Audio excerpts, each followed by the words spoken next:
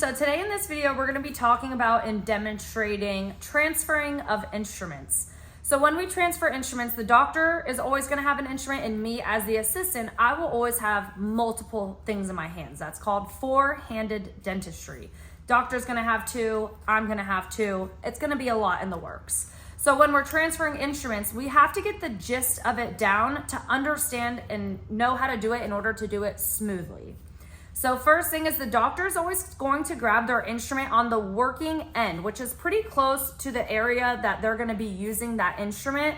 They do this so that way they have the most stability of it.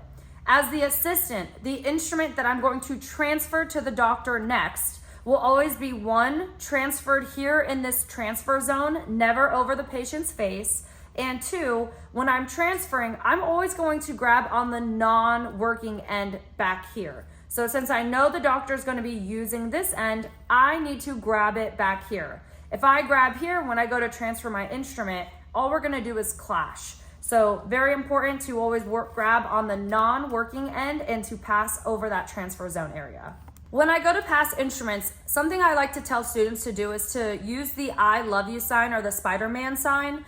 So this is your thumb and pointer finger here. What I'm going to do is I'm going to grab my instrument on the non-working end with my thumb and my pointer. I'm going to make sure that I'm pinching it so that way my instrument is secured. If I have a light pinch on it, my instrument's just gonna fall. But I need this to be up and out of the way. With my pinky, this is what I'm going to use to grab the doctor's instrument and retrieve it from them in order to pass my doctor the new instrument. So once again, I love you sign, I'm going to pinch and transfer. So I'm going to transfer, I'm going to grab with my pinky, I'm going to tuck it in so it's out of the way, and then I'm going to transfer it to the dentist firmly so they know they have it in their hand and in the proper direction of how that instrument is going to be used. I'm going to use my opposite hand to transfer it from my pinky to my pointer and thumb finger. A lot of people like to get in the habit of flipping it, but with that flip, one, these instruments are sharp and they're dirty. They have blood, bacteria, things like that on it. I don't, and I'm sure most people don't, want to be poked by this sharp instrument. Two, say you accidentally go to flip this and drop it. Now you have to stop the procedure, go out of the room, grab the new instrument, wash them, put new gloves on, come back, and you're wasting valuable time in the procedure. So you need to make sure that better safe than sorry, just use your opposite free hand to help you transfer that instrument. Pinching with my pointer and thumb, I'm going to grab the instrument from the doctor, tuck it in, and pass it. Use my other hand to transfer it back up.